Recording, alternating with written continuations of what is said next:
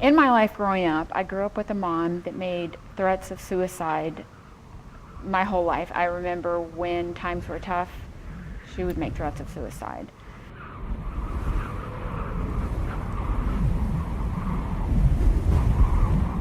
The threats became almost a joke in the family that she would make reference that she was going to the beach. It was always she was going to the beach, but everybody knew she wasn't doing anything but reading a book.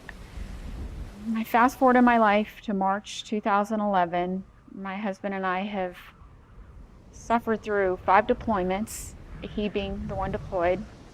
I had lost my sister the year before to esophageal cancer, and my then 17-year-old son was completely out of control. And that night of March 2011, it was always with my son at that age in his life, it was one thing that would be said that would set him off. That night turned physical because he got in my face and my husband stood up to defend me. And the garage door is open and the bright lights are on out in the garage and we're just screaming at each other. And at one point it just became too much for me and I told my son, just leave. I don't want you to be here. Go.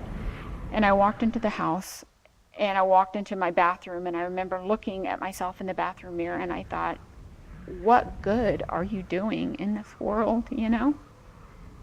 You've kicked your son out of the house. And I remember thinking to myself, I will not be the coward that my mom is, always threatening to take her life and never having the guts to do it. And I remember thinking, in the sake of vanity, that I didn't want to die being ugly. And so I started to prepare myself for how I wanted to look when they would find me dead. And I started to walk out of the bedroom into the living room and I just fell down to the tile floor. And then I started throwing up.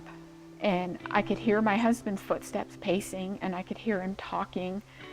And I just remember thinking I could hear the fear in his voice. I remember I could hear his tears because he was so afraid and so upset. I don't remember a lot of that night, but I remember riding in the ambulance. I remember them telling me to keep talking to me so I would stay alert. And I remember as we got to the emergency room, which was about 30 minutes away, I remember you see it in the movies, you know, or on a TV show when those gurney wheels hit the asphalt, you know, that thud, that noise it makes. And I remember it jolted me and that cold night air hit me. In that moment, there was so much shame, so much embarrassment for what I felt. I don't remember the first couple of days. I don't remember that night. And in the first coming weeks, I just remember that I kind of felt like I was just floating through. You know, I wasn't really engaged. I was just kind of floating through the days. And as the weeks and the months came, it's like I relate it to if you've ever had an injury running and you hurt your ankle, but you're like, oh, I can still run, you know? And so then you feel the pain in your knee, or maybe you feel it in your hip because you're favoring one part of your body and compensating somewhere else. And I did that with alcohol because it was just easier to not have to think about what was going on here or face the shame that I felt. And so I drank, you know, and that drinking led to other injuries in my life. But then one day I met Carrie, and I met her down on the beach through another friend in Waikiki, and I had an instant connection with her. And so, you know, 2013 at that time, so what do? You friend them on Facebook. And then I saw a post that she had made about her stepson having taken his life by suicide, and that she was going to start an Out of the Darkness community walk in his honor. And I volunteered. You know, I thought I was going to volunteer to run a 5K. That's all I thought it was. And it became about being part of a committee to help. And I remember every week I would go to the meetings, and all these people at this table had lost someone to suicide. And I remember I had so much guilt because my husband was sitting next to the person that could have died by suicide. And I didn't, but they had already lost somebody, and that was it. It was their final chapter. And I just sent Carrie a text and I said, you know, I want to tell you that I'm someone that survived a suicide attempt. And she texted me back, and all she said was, if you need a friend to hold your hand, if you want to tell your story, I will always be there for you.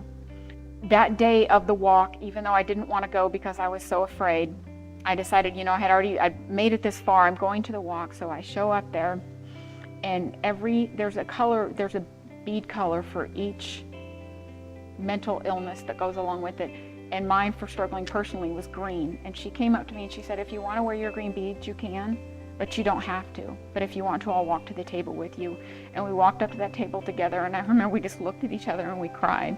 And I put them around my neck, and I felt like I publicly finally told everybody that I personally struggle with mental disease.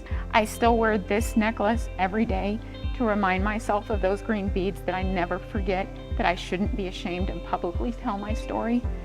And because of doing the walk last year, this year I was able to be a guest speaker at the walk. I was able to share my entire story to a group of people. I've since started a blog to share my, not just the negative, but the powerful stories that go along with it, the inspirational stories, how other people have impacted my life to become a better person. In the days that followed, I remember thinking that God kept me alive that night for a reason. And it wasn't until I met Carrie that I was really able to understand how I can actually live that purpose out loud and share my story with others to hopefully help them in preventing death by suicide.